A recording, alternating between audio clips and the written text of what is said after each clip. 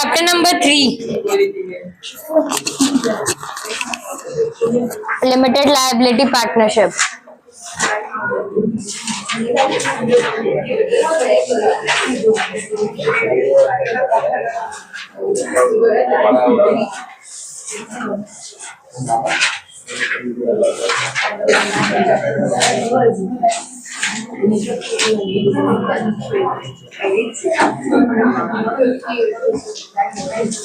क्या क्या डिस्कस अपन ऑलरेडी कर चुके हैं? अब फोन रख देना प्लीज। क्या क्या अपन ऑलरेडी डिस्कस कर चुके हैं एलएलपी के बारे में? हाइब्रिड होती है कंपनी और पार्टनरशिप की। तो क्या कंपनी के लिए कोई अलग से एक्ट बना हुआ है क्या? और पार्टनरशिप के लिए पार्टनरशिप एक्ट 1932। तो अब ये दोनों एक्ट का इससे कुछ रिलेवेंस होगा? दोनों के एक्ट। तो अब क्या कंपनीज एक्ट से एलएलपी का कुछ लेना देना है या पार्टनरशिप एक्ट से एलएलपी का कुछ लेना देना होगा क्या? मतलब पार्टनरशिप में अगर ऐसा बोला हुआ है कि मैक्सिमम 100 पार्टनर्स ही रह सकते हैं, तो क्या ये चीज एलएलपी पे एप्लीकेबल होगी? नहीं। तो भले ही ये अपन बोल रहे हैं कि इनका हाइब्रिड है, बट इनके एक्ट का कोई भी प्रोविजन एलएलपी पे नहीं लगेगा। और एलएलपी के लिए अपन ने अलग से एक्ट बनाया हुआ है, दैट इज एलएलपी एक्ट 2008। अब मैं यहाँ पर एलएलपी एक्ट लिख रही हूँ, अगर तुम एक्ट को मेंशन करोगे तो एटलीस्ट पहली बार तुम पूरा का पूरा फुल फॉर्म लिखोगे। शॉर्ट फॉर्म लिखोगे अगर पहली बार में तो मार्क्स नहीं मिलेंगे। एलएलपी का अब फीचर्स क्या क्या होते हैं? पहला तो तुमने बोल दिया लिमिटेड लायबिलिटी होती है उसकी। दूसरा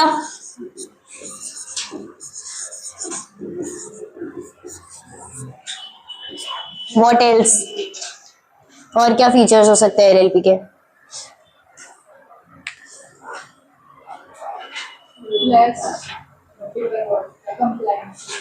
less compliances as compared to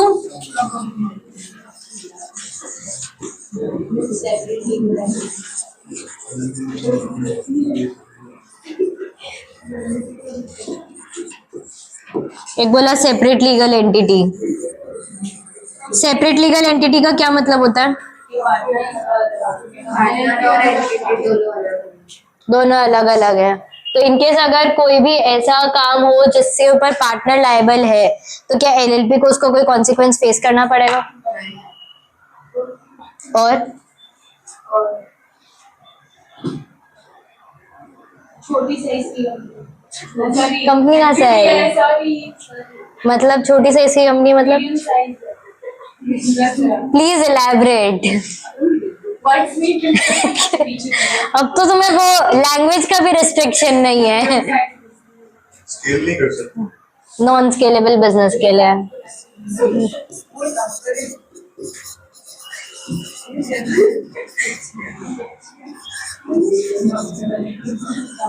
और मिनिमम कितने पार्टनर्स होने चाहिए? और मैक्सिमम? कोई लिमिट नहीं है। और कुछ एलएलपी के बारे में जो तुम्हें ऑलरेडी पता हो?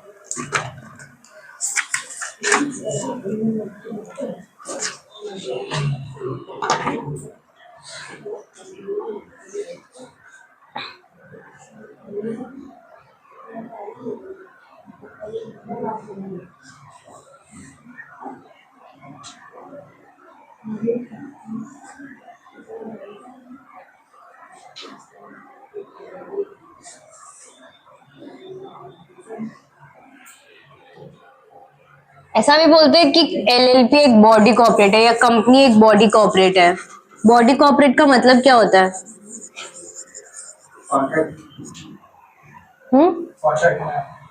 कॉन्ट्रैक्ट में आ सकती है। तो कॉन्ट्रैक्ट में तो इंडिविजुअल लोग भी एंटर कर सकते हैं। बॉडी कॉर्पोरेट का मतलब क्या होता है? क्या कोई भी एंटिटी तुम फॉर्म करो, क्या वो बॉडी कॉर्पोरेट होगी?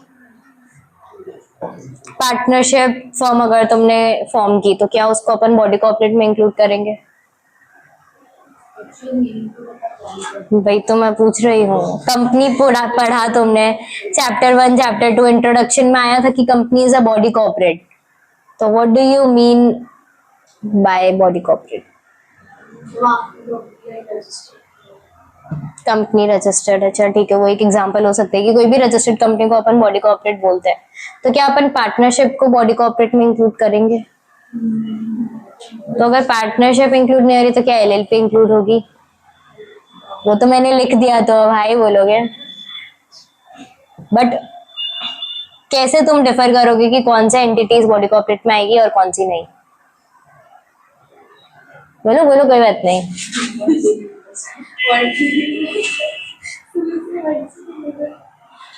तुम डिक्शनरी लेके बैठना नेक्स्ट टाइम से।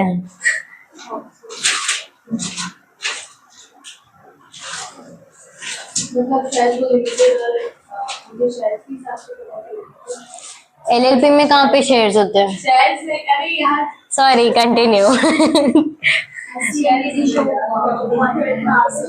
कॉन्ट्रैक्ट में, हाँ वो चीज उन्होंने भी बोली थी, बट कॉन्ट्रैक्ट में तो इंडिविजुअल इंसान भी आ सकता है।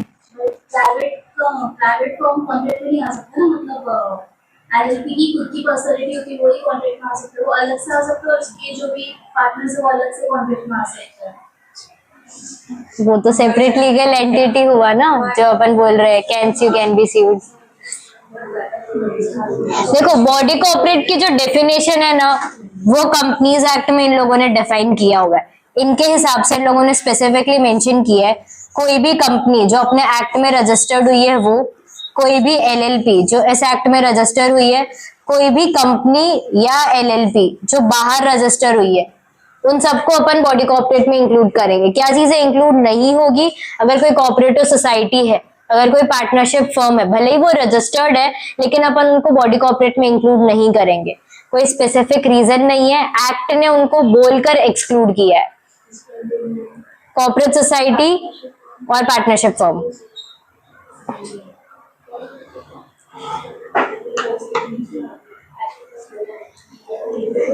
मैं बोलूं, कॉर्पोरेट बॉडी कॉर्पोरेट की जो डेफिनेशन है वो कंपनीज एक्ट में इन लोगों ने स्पेसिफिकली मेंशन की है। उस एक्ट डेफिनेशन के हिसाब से कोई भी कंपनी जो अपन अपने कंपनीज एक्ट 2013 के अंडर रजिस्टर करा रहे हैं, कोई भी ऐसी कंपनी जो बाहर रजिस्टर हुई है, जो फॉरेन कंपनीज है, कोई भी एलएलपी जो अपन एलएलपी एक्ट में रजिस्टर करवाएंगे, या कोई भी ऐसी एलएलपी जो बाहर रजिस्टर हुई है, उनको अपन बॉडी कॉर्पोरेट की डेफिनेशन में इंक्लूड करेंगे। डेफिनेशन के हिसाब से स्पेसिफिकली पार्टनरशिप फर्म और कोऑपरेटिव सोसाइटीज, भले ही वो रजिस्टर्ड, अपन उनके रिस्पेक्टिव एक्ट में अपने एंटिटीज को अपन रजिस्टर कराते ही है, लेकिन अपन उनको बॉडी कॉर्पोरेट के अंडर इंक्लूड नहीं करेंगे। उनके रीजन ये, एक तो ये हो सकता है कि यहाँ पर सेपरेट लीगल एंटिटी नहीं बन रही है, और कोऑपरेटिव सोसाइटी में जो म्यूचुअल डिसीजन होता है वो बहुत बार कॉर्पोरेट के चलते नहीं, मतलब प्रॉफिट मोटिव नहीं होता है, हर बार मैंडेटरी नहीं है। तो उन सब के चलते एक्ट में स्पेसिफिकली मेंशन किया हुआ है कि ये दोनों एंटिटीज को अपन बॉडी कॉर्पोरेट नहीं मानेंगे। समझ आया? बॉडी कॉर्पोरेट नाम सुना हुआ है, टर्म सुना हुआ है, क्या होता है? अब बॉडी कॉर्पोरेट में अपन बहुत सारे रेफरेंसेस अपने साथ में आते हैं। एक तो तुम लोगों ने बोला कि कॉन्ट्रैक्ट में एंटर हो सकता है वो। दूसरा अपन एक और मोटिव लेके चलते हैं कि जिसका एक कॉर्पोरेट सोल हो, कि जिसको अपन as a separate legal entity, as an artificial person देख सकते हैं। कोऑपरेटिव सोसाइटी और पार्टनरशिप फर्म भले ही अपन रजिस्टर करा रहे हैं, लेकिन वो सेपरेट लीगल एंटिटी हर बार नहीं फॉर्म करता। पार्टनरशिप फर्म जो है वो सेपरेट लीगल एंटिटी नहीं फॉर्म करता। अगर पार्टनरशिप फर्म कुछ भी गलती करता है तो उसके पार्टनर्स इक्वली लायबल होते हैं, उनकी लायबिलिटी भी अनलिमिटेड होती है। तो उस सेंस में उनको अपन बॉडी कॉर्पोरेट में इंक्लूड नहीं कर सकते। वो चीज एक्ट में स्पेसिफिकली एक्सक्लूड भी की गई है। दूसरा पॉइंट, जो भी कोऑपरेटिव सोसाइटीज अपन फॉर्म करते हैं, सोसाइटीज जो अपन ने पहले के चैप्टर में इंट्रोडक्शन देखा था, वो सारी सोसाइटीज भी बॉडी कॉर्पोरेट में इंक्लूड नहीं होगी। रीजन बीइंग, ऐसी कोई भी सोसाइटी या एंटिटी जो अपन फॉर्म कर रहे हैं, उनका हर बार जो मोटिव होता है, सोसाइटी का अपन ऑब्जेक्टिव क्या देखे थे? Mutual assistance, mutual benefit. तो वहां पर वो लोग जनरल पब्लिक के लिए कम काम करते हैं, जो मेंबर्स है उनके लिए काम ज्यादा होता है, और वहां पर मोटिव जनरली उनका प्रॉफिट अर्न करने का नहीं होता है। समझ आया? तो ये रीजंस के कारण अगर अपन ऐसी जो सोसाइटीज या एंटिटीज फॉर्म कर रहे हैं, भले ही वो फॉर्मेशन उनका ऐसा होता है कि सेपरेट लीगल एंटिटी फॉर्म हो रही है या फिर डिसीजंस कोई एक इंसान नहीं ले रहा, मिलकर ले रहे हैं, लेकिन अपन उनको बॉडी कोऑपरेट में इंक्लूड नहीं करते। समझ आया?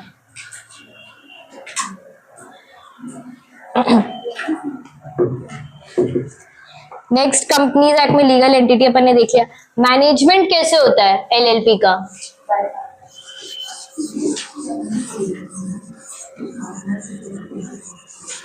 कंपनी में अपन ने देखा है कि मैनेजमेंट कोई और करता है, ओनरशिप कोई और, किसी और के अंडर होती है। तो एलएलपी में ऐसा सिस्टम होता है या कुछ अलग होता है? पार्टनर्स ही मैनेज करेंगे। अब एलएलपी ना वहाँ दो टाइप के पार्टनर्स होते हैं। एक होता है डेजिग्नेटेड पार्टनर और एक जो अपने नॉर्मल पार्टनर होते हैं वो। सुनो, कभी भी तुम कोई एलएलपी फॉर्म कर रहे हो ना, तो एटलीस्ट उसमें दो डेजिग्नेटेड पार्टनर्स तो होने ही चाहिए। डेजिग्नेटेड पार्टनर का मतलब वो पार्टनर्स जिनका मैनेजमेंट में एक्टिव रोल होता है। पार्टनरशिप फर्म्स हमने पढ़ा हुआ है, अपन ने देखा हुआ है अलग अलग टाइप के पार्टनर्स होते हैं। कोई नॉमिनल पार्टनर होता है, कोई स्लीपिंग पार्टनर होता है, कोई एक्टिव पार्टनर होता है। तो कंट्रीब्यूशन सबको ही देते हैं, बट मैनेजमेंट में सबका इक्वल रोल हो वो मैंडेटरी नहीं है। तो यहाँ पर एलएलपी एक्ट में अपन ने स्विच ऑन करो ना पीछे से।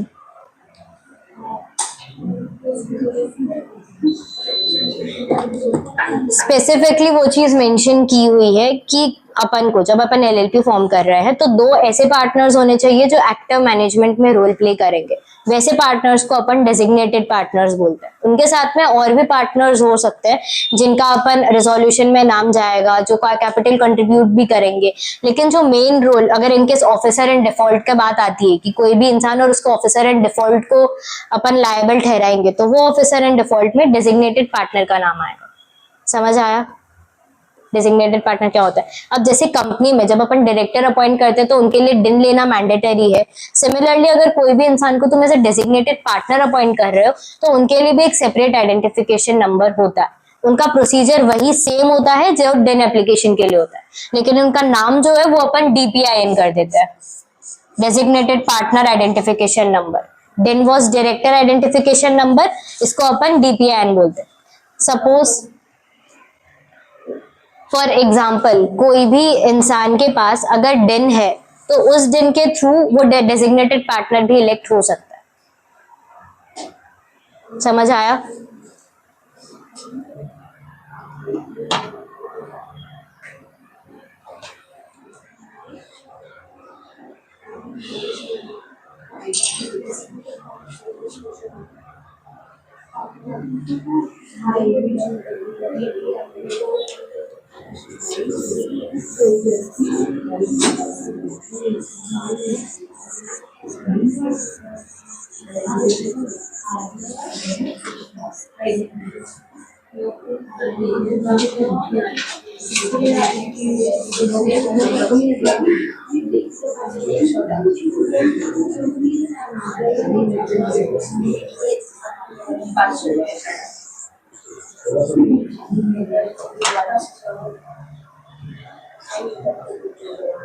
समझ आया? Designated partner identification number, IN, identification का आई। एलएलपी में कैपिटल कौन लेकर आता है? जैसे कंपनी में अपन देखते हैं तो वो कैपिटल स्ट्रक्चर को अपन शेयर कैपिटल बोलते हैं, वैसे ही एलएलपी में पार्टनर कौन कैपिटल कौन लेकर आता है? पार्टनर्स लेकर आता है। इस पे कोई लिमिट होती है कि इनकेस अगर तुम्हें एलएलपी में एंटर होना है तो फिर तुम्हें इतना पैसा लेकर आना पड़ेगा? कोई लिमिट नहीं होती। तो पार्टनर्स जो कैपिटल लेकर आते हैं, जो पैसा फर्म में लेकर आते हैं, उसको अपन कैपिटल कंट्रीब्यूशन बोलते हैं।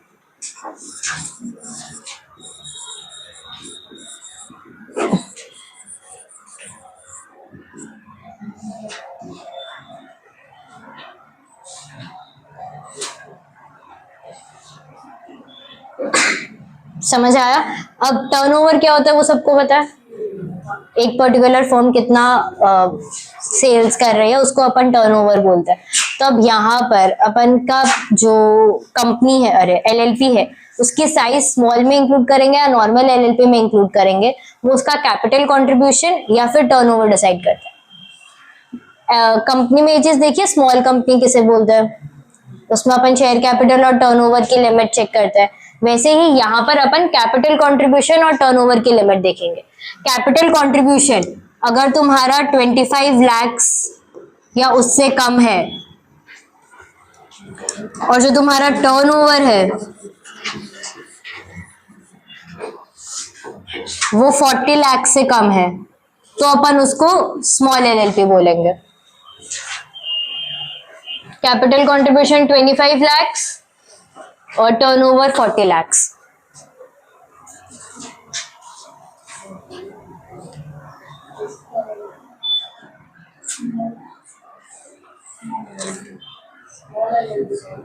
Small LLP.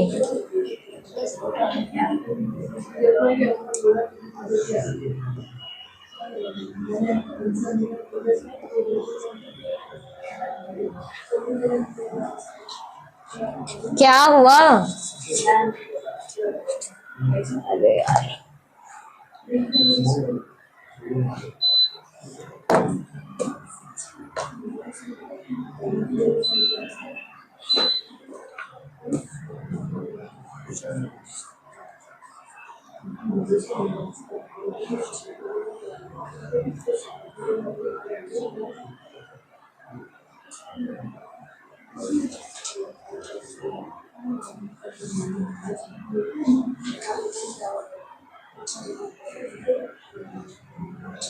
पार्टनर की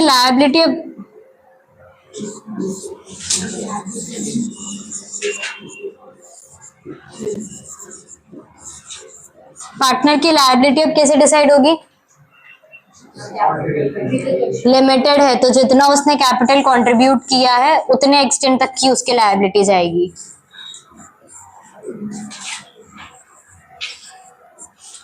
अब इसमें limited number, minimum number of members अपन ने कितना देखे थे? दो डेजिग्नेटेड पार्टनर होने चाहिए। अब कभी ऐसा कुछ हो सकता है कि सपोज 2 ही पार्टनर के साथ तुमने कंपनी एलएलपी स्टार्ट की थी, 2 ही पार्टनर्स के साथ तुमने एलएलपी स्टार्ट की थी, लेकिन अब जो तुम्हारा दूसरा पार्टनर है वो कोई भी रीजन के कारण अब एलएलपी में काम नहीं कर सकता, तो उसने रिजाइन कर दिया या फिर वो इनकेपेबल हो गया, इंसॉल्वेंट हो गया, whatever the case might be, अब वो पर्टिकुलर इंसान डेजिग्नेटेड पार्टनर नहीं बन सकता। तो अब क्या तुम एक अकेला पार्टनर वो एलएलपी को चला सकता है?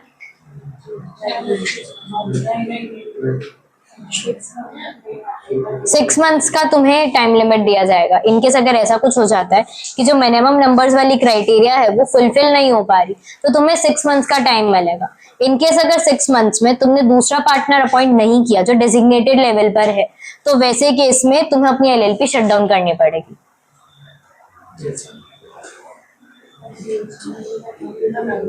एक एलएलपी तुमने फॉर्म की, उसमें 2 पार्टनर थे एक्स और वाई। एक्स की डेथ हो जाती है, अब सिर्फ वाई ही डेजिग्नेटेड पार्टनर बचता है। तो अब जो बिजनेस चल रहा था ना उसमें वाई अपने आप खुद ही सोलली काम कर रहा था, एलएलपी के नाम पे काम कर रहा था, लेकिन पीछे सिर्फ एक ही इंसान था, जबकि 2 होने चाहिए।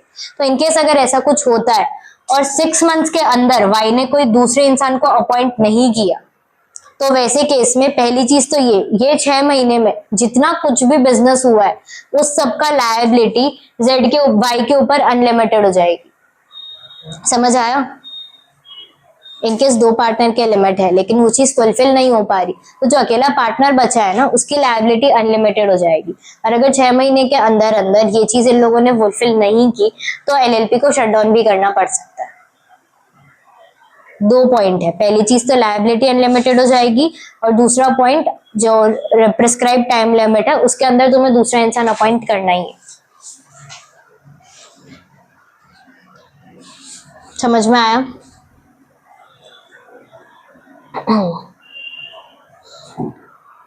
एलएलपी में अगर तुम्हें कोई भी बिजनेस ट्रांजैक्ट करना हो तो वो चीज तुम्हारी बहुत सिमिलर जाती है कंपनी के साथ। अब कंपनी में जैसे तुम एक रेजोल्यूशन करते हो, सारे मेंबर्स अग्री करते हैं, उसके बाद में अपन कोई काम आगे बढ़ाते हैं। सिमिलरली यहाँ पर पार्टनर्स का जब तक रेजोल्यूशन नहीं हो जाता है, जब तक वो डिसीजन फाइनल नहीं हो जाता, तब तक कोई अकेला इंसान पूरे पार्टनरशिप के लिए डिसीजन नहीं ले सकता। समझ आया? ये चीज अपन पार्टनरशिप फर्म में देखते हैं कि वो एक दूसरे का एजेंट है, कि इनकेस अगर एक पार्टनर ने कुछ बोला है तो पूरे सारे दूसरे पार्टनर्स और उनकी जो फर्म है वो सब लायबल होगी वो एक्शन के लिए। ये चीज एलएलपी पे इंक्लूड नहीं होती। कोई भी बिजनेस जब तक तुमने यूनानिमसली ट्रांजैक्ट नहीं किया है तब तक अपन उस चीज को आगे नहीं बढ़ा सकते। इनकेस अगर ऐसा कुछ होता है कि एक पार्टनर ने अपने मीन्स के आगे जाकर कुछ डिसीजन लिया है तो वो पर्टिकुलर चीज के लिए वो पर्सनली लायबल होगा, एलएलपी लायबल नहीं होगी। समझ में आया? अब यहाँ पर जो वोटिंग सिस्टम है वो ऐसा नहीं होगा कि जिसने जितना कैपिटल कंट्रीब्यूशन किया है उसका ज्यादा से होगा, एक पार्टनर को एक वोट मिलेगा।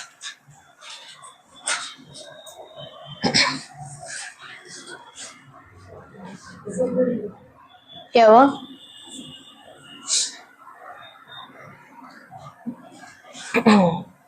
एक पॉइंट तुम्हें जनरलाइज दिया हुआ है, that is regarding foreign direct investment. Foreign direct investment क्या होता है पता है? क्या होता है? बाहर का पैसा इंडिया आता है या फिर इंडिया वाले लोग बाहर पे पैसा लगा सकते हैं? बाहर का पैसा अगर इंडिया आ रहा है तो अपन उसको फॉरेन डायरेक्ट इन्वेस्टमेंट बोलते हैं। अब इसके जो रेगुलेशंस होते हैं ना वो बहुत स्ट्रिक्ट होते हैं। पर्टिकुलर एंटिटीज ही होती है जो फॉरेन डायरेक्ट इन्वेस्टमेंट एक्सेप्ट कर सकती है। इनकेस अगर कोई सोल प्रोप्राइटरशिप है या कोई पार्टनरशिप फर्म है तो वो अपने बिजनेस में फॉरेन डायरेक्ट इन्वेस्टमेंट नहीं ले सकती, लेकिन एक एलएलपी, एक company foreign direct investment accept कर सकती है। समझ आया? अब वो कौन से सेक्टर पे है, कौन से सेक्टर में उसका बिजनेस है, उसके ऊपर डिपेंड करेगा कि उसकी लिमिट क्या है, लेकिन फॉरेन डायरेक्ट इन्वेस्टमेंट एक्सेप्टेबल है। समझ आया?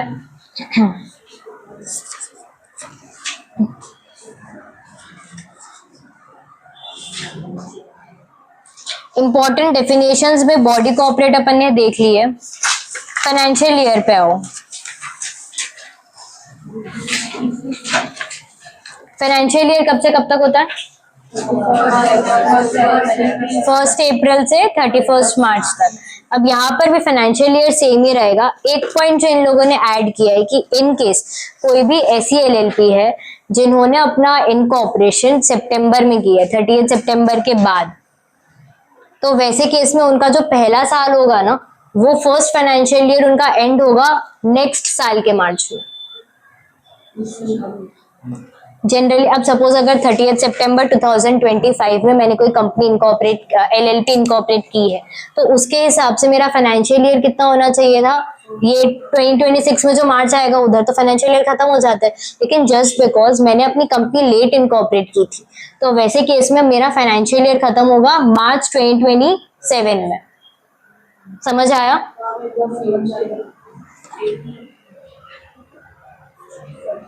देखो अब अपन यहाँ पर बात कर रहे हैं फाइनेंशियल ईयर की। फाइनेंशियल ईयर इन जनरल अपना रहता है 1 अप्रैल से लेके 31 मार्च तक।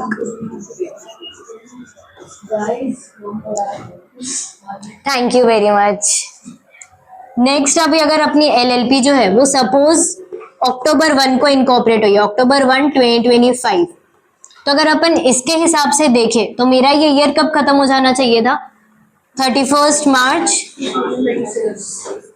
2026 पे खत्म हो जाना चाहिए था, लेकिन जस्ट बिकॉज मेरी ये जो एलएलपी है वो लेट इनकॉर्पोरेट हुई है 30 सितंबर के बाद में, मेरा ये जो पूरा फाइनेंशियल ईयर है वो खत्म होगा 31 मार्च 2027 ऑफ द फॉलोइंग ईयर।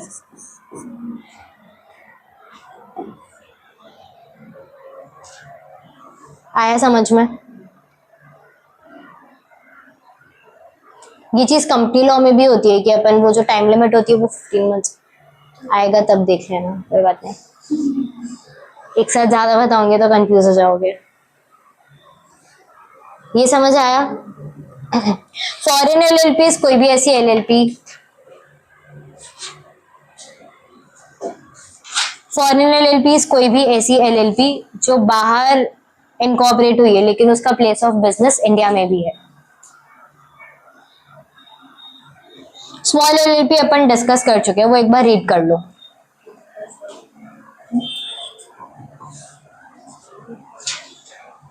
यहाँ पर जो 5 करोड़ वाला पॉइंट दिया हुआ उसका क्या मतलब होता है स्मॉल एलएलपी में?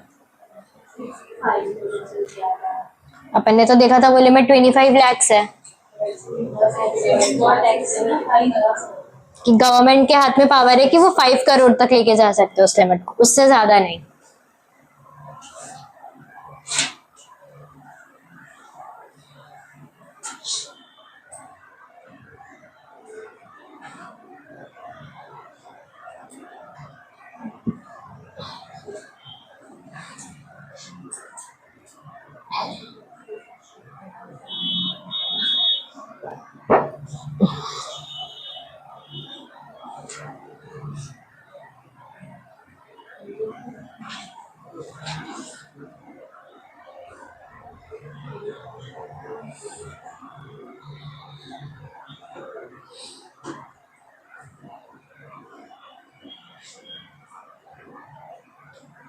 बंद कर दो,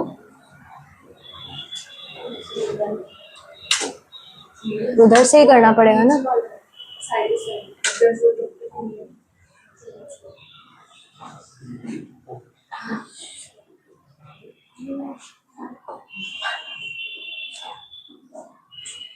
क्या एलएलपी को परपेचुअल सक्सेशन मिल सकता है? हाँ, नहीं, अगर एक डेजिग्नेटेड पार्टनर होते हैं वो ट्रांसफर वही तो क्वेश्चन है। दो होंगे तो चला सकते हैं बाकी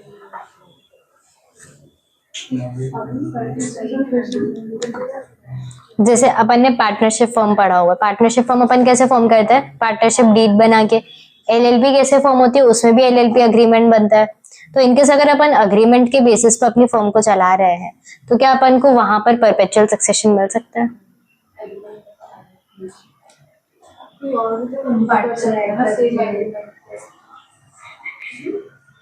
बताओ, कौन बोलता है परपेचुअल सक्सेशन मिल सकता है?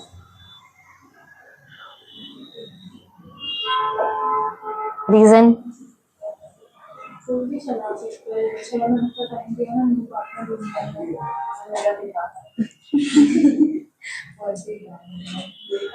कौन बोल रहा है परपेचुअल सक्सेशन नहीं मिल सकता? भाई कोई तो एक साइड उठानी पड़ेगी, इतना डिप्लोमेसी नहीं चलेगा इधर।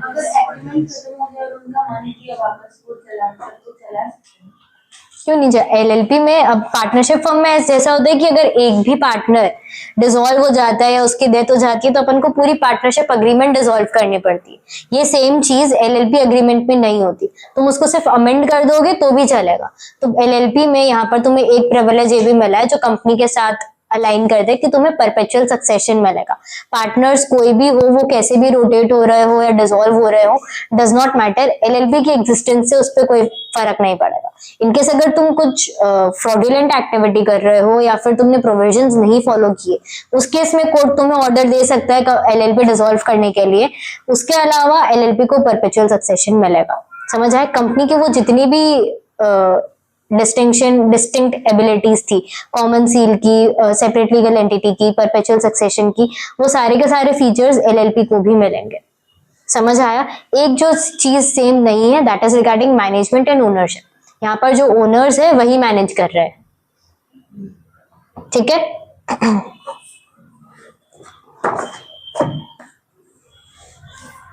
नेक्स्ट आता है एलएलपी में पार्टनर कौन कौन बन सकता है। कोई भी इंडिविजुअल या कोई भी बॉडी कॉर्पोरेट एलएलपी में पार्टनर बन सकती है। बॉडी कॉर्पोरेट में कौन कौन इंक्लूड होता है वो अपन ने देख लिया। तो कोई भी अगर पार्टनरशिप फर्म या कोऑपरेटिव सोसाइटी है तो वो एलएलपी नहीं फॉर्म कर सकती। इंडिविजुअल में कौन कौन से इंसान पार्टनर बन सकते हैं? जो कॉन्ट्रैक्ट में एंटर हो सकते हैं।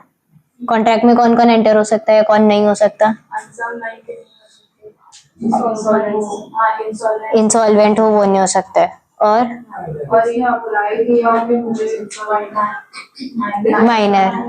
माइनर कॉन्ट्रैक्ट में एंटर नहीं हो सकते। 3 ही होते हैं। हाँ, फिर वो एक एक्स्ट्रा कंडीशन है कि इनकेस अगर कोर्ट ने अगर कोई केस में बोल दिया है तो अगर वो अनसाउंड माइंड का है अगर वो इंसॉल्वेंट है, या फिर अगर वो माइनर है तो वो कॉन्ट्रैक्ट में एंटर नहीं हो सकता। वो सेम चीज यहाँ पर भी अप्लाई होगी कि इनकेस कोई भी इंडिविजुअल अनसाउंड माइंड का है, या फिर वो इंसॉल्वेंट है, या अनडिस्चार्ज इंसॉल्वेंट है, या फिर माइनर है, तो वो एलएलपी में पार्टनर नहीं बन सकता। तो अब क्या माइनर एलएलपी में पार्टनर बन ही नहीं सकता, या फिर उसके लिए अपन ने कोई सेपरेट प्रोविजन बनाए हैं? क्या?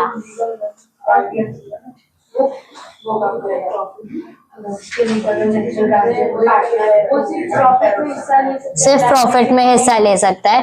पार्टनर एलएलपी का जो पार्टनर अगर माइनर होगा तो उसके ऊपर कोई भी लायबिलिटी नहीं एक्सपोज कर सकता अपन। वो सिर्फ प्रॉफिट के लिए ही पार्टनरशिप में ज्वाइन करेगा, और वहां पर जब वो 18 इयर्स का हो जाएगा उसके बाद में उसे ऑप्शन दिया जाएगा कि उसे कंटिन्यू करना है या नहीं। इनकेस अगर वो कंटिन्यू करता है तो फिर वो सारी लायबिलिटीज उसके ऊपर भी लायबल रहेगी, नहीं तो नहीं। समझ आया? मिनिमम नंबर ऑफ पार्टनर्स अपन देख चुके हैं ऑलरेडी, रीड कर लो एक बार।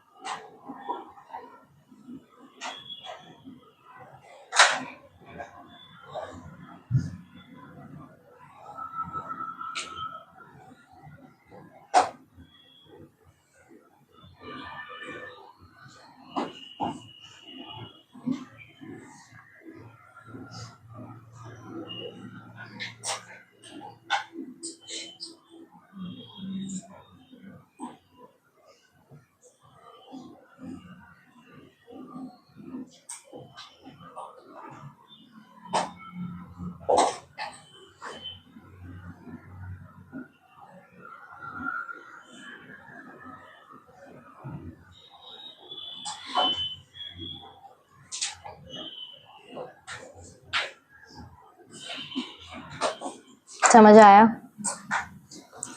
नेक्स्ट है अपना डेजिग्नेटेड पार्टनर। अब कितने मिनिमम डेजिग्नेटेड पार्टनर होने चाहिए? 2। यहाँ पर एक और कंडीशन ये है कि उसमें से एटलीस्ट एक रेसिडेंट इन इंडिया होना चाहिए। इसका मतलब जो प्रीवियस फाइनेंशियल ईयर अपना गया उसमें से एटलीस्ट 120 डेज वो इंसान इंडिया में रहता हुआ होना चाहिए, तो अपन उसको कंसिडर कर सकते हैं, नहीं तो नहीं। आया समझ में? अब अपन ने एक और पॉइंट देखा है कि कोई बॉडी कोऑपरेट भी एलएलपी क्रिएट कर सकती है। तो इन केस अगर कोई ऐसी एलएलपी है जिसके के सारे पार्टनर्स बॉडी कोऑपरेट है, तो वैसे केस में बॉडी कोऑपरेट को रिप्रेजेंट करने के लिए अपन एक इंसान को तो अपॉइंट करते हैं ना, तो वो इंसान में से कोई 2 इंसान को अपन डेजिग्नेटेड पार्टनर बनाएंगे। समझ आया? बॉडी कोऑपरेट खुद तो साइन कर नहीं सकती, ना ही खुद डिसीजन ले सकती है, तो उसके फेवर में अपन एक रिप्रेजेंटेटिव तो अपॉइंट करेगा ही, वो पर्टिकुलर जो भी बॉडी कोऑपरेट होगा। तो वो जो लोग अपॉइंट होंगे उसमें से 2 इंसान को अपन as a designated partner appoint करेंगे। समझ आया?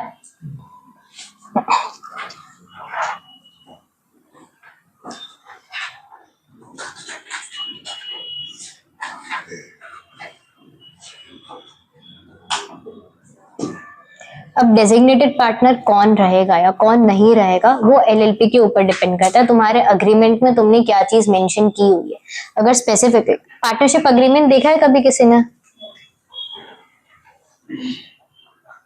अग्रीमेंट में अब सबसे पहले तुम एलएलपी का अपना नाम बताओगे, और उसके बाद में तुम बताओगे कि कौन कौन से पार्टनर्स है, वो सारे पार्टनर्स का रोल क्या है, कि वो as a designated partner appoint हो रहे हैं, एज ए पार्टनर अपॉइंट हो रहे हैं।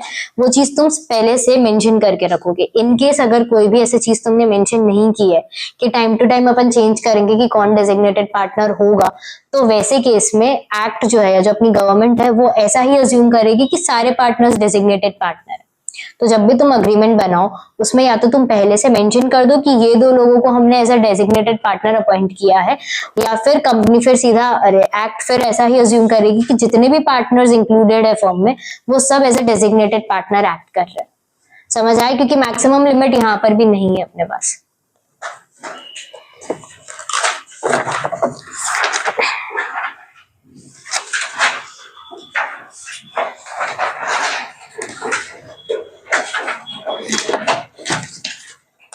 अब एलएलपी में कब कौन पार्टनर बन सकता है, कब उसको रिजाइन करना पड़ेगा, कब उसका टेन्योर जो है वो खत्म हो जाएगा, वो सारी चीजें एलएलपी की जो तुमने अग्रीमेंट बनाई है उसके ऊपर डिपेंड करता है। तुम अपना एलएलपी कैसे रन करोगे, उसमें कौन कौन लोग इन्वॉल्व है, क्या कैपिटल कंट्रीब्यूशन होगा, प्रॉफिट कैसे डिस्ट्रीब्यूट होगा, रोल क्या रहेंगे, रिस्पॉन्सिबिलिटीज क्या रहेगी, लायबिलिटीज क्या रहेगी, बंद कैसे होगा, वो सारी चीजों के ऊपर जितने भी पॉइंट्स है वो सब तुम अग्रीमेंट में मेंशन करोगे। उस अग्रीमेंट के हिसाब से ही तुम्हारी एलएलपी काम करेगी। समझ आया?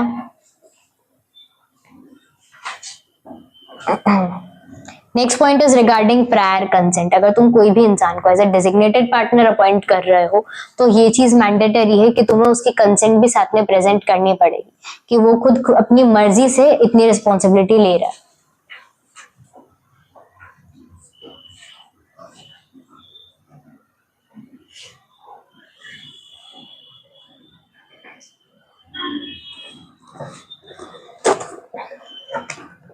ये जो अपन ने डेजिग्नेटेड पार्टनर वाला पूरा पॉइंट देख रहे हैं that is regarding section 7 of the LLP act. Next point, कोई भी पार्टनर अगर as a designated partner appoint हो रहा है तो उस चीज का इंटीमेशन अपन को रजिस्ट्रार को देना पड़ेगा। यहाँ पे रजिस्ट्रार कौन होगा? ROC, registrar of companies. तो वहां पर तुम्हें अपॉइंटमेंट का इंटीमेशन देना पड़ेगा। उसकी टाइम लिमिट क्या है? 30 डेज। जिस दिन वो अपॉइंट हुआ है उस दिन से 30 डेज के अंदर इस चीज का इंटीमेशन आरओसी तक पहुंच जाना चाहिए कि अब ये पर्टिकुलर पार्टनर हमारा डेजिग्नेटेड पार्टनर है।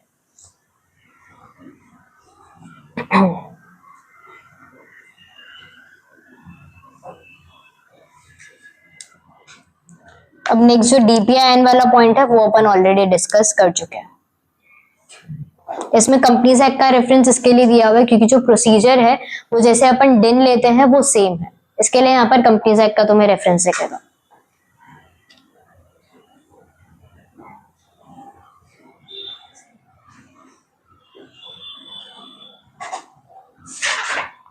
समझ आया? अब नेक्स्ट पेज पे तुम देखोगे ना तो पनिशमेंट की तुम्हें टेबल दिखेगी। तो यहाँ पर तुम्हें रेफरेंस दिया हुआ है सेक्शन 7 सबसेक्शन 1 का। That is regarding number of partners. अपन ने देखा था कि 2 डेजिग्नेटेड पार्टनर, उसमें से एक जो है वो रेसिडेंट इन इंडिया होना चाहिए। उसमें अगर कुछ कॉन्ट्रावेंशन होता है तो सेक्शन 10 सबसेक्शन 1 की पेनल्टी तुम्हें लगेगी। सेक्शन 7 सबसेक्शन 4 जो है that is regarding intimation to registrar. कि इनकेस अगर कोई अपॉइंट हो रहा है और 30 डेज में तुमने इंटीमेशन नहीं दिया तो उसकी पेनल्टी यहां पर ये लगेगी।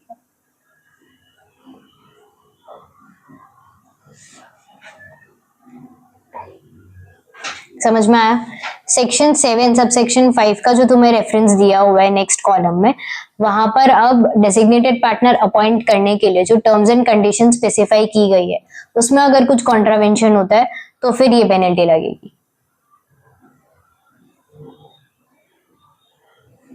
अगर एक्ट की लैंग्वेज के साथ जाना है तो सेक्शन 7 सबसेक्शन 4 पेज 64 का जो थर्ड पॉइंट है वो है every LLP shall file with the registrar the particulars of every individual। ये जो पॉइंट है दैट इज सेक्शन 7 सबसेक्शन 4 और उसका नेक्स्ट जो पॉइंट है that is section 7 subsection 5।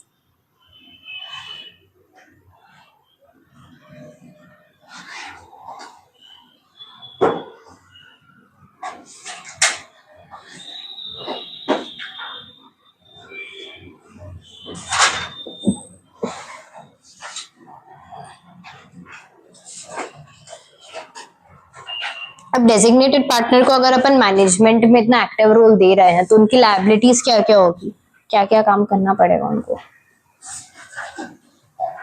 Designated partners LLP को रिप्रेजेंट कर रहे हैं तो एलएलपी के कुछ भी एक्ट उसका कोई भी ओमिशन, कमीशन या उसके थ्रू तुम जो भी बिजनेस ट्रांजैक्ट कर रहे हो उन सब पे नाम डिजिग्नेटेड पार्टनर का आएगा, साइन उनका जाएगा। तो इनकेस अगर उसमें कुछ कॉन्ट्रावेंशन होता है तो अपन ने कंपनीज एक्ट में एक टर्म देखा होगा, company and officer in default. तो यहाँ पर भी कंपनी और उनके जो डेजिग्नेटेड पार्टनर है उन दोनों पर पेनल्टीज आएगी। समझ आया?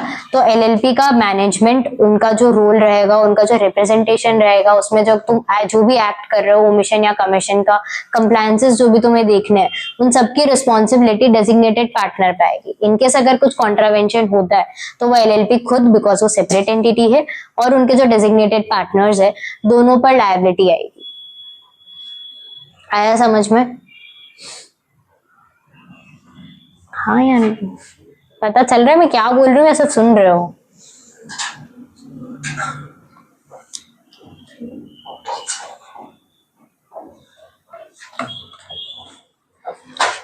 Change in designated partner. अब इनकेस दो डेजिग्नेटेड पार्टनर का अपन ने पॉइंट देखा था, उसमें से एक ही बचता है, तो 30 डेज के अंदर तुम्हें दूसरे अगर तुम्हारे कोई पार्टनर है उनको as a designated partner appoint कर देना है।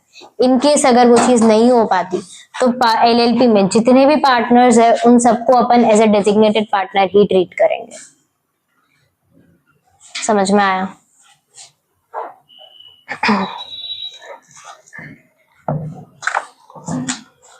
सेक्शन 9 एक बार लैंग्वेज रीड कर लो। आज अपन सिर्फ पार्टनर से डिस्कस कर रहे हैं, इनकॉर्पोरेशन कल से देखेंगे।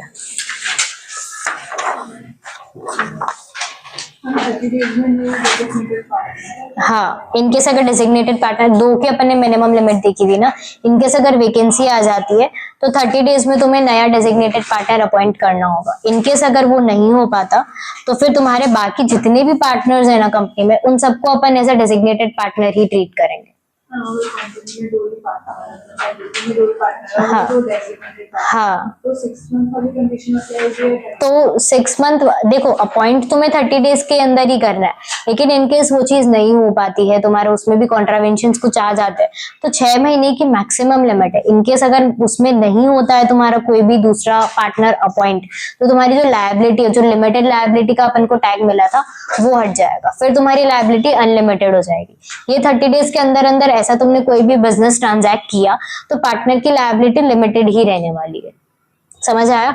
ये 6 मंथ वाला पॉइंट अपन ने इसके लिए दिया है ताकि उनको लगे कि this is a serious contravention और तुम्हें वो चीज करनी पड़ेगी, नहीं तो एलएलपी का जो तुम्हें मेन फीचर मिल रहा है लिमिटेड लायबिलिटी का, वही चला जाएगा।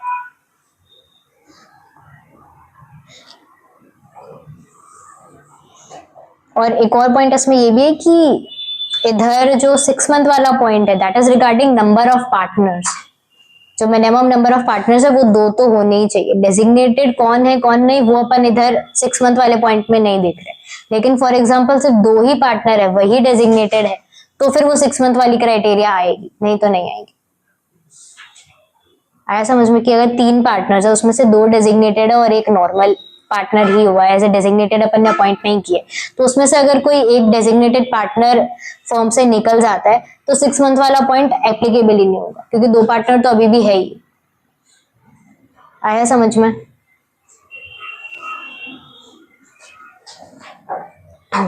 बाकी फिर अपन कल से कंटिन्यू करेंगे।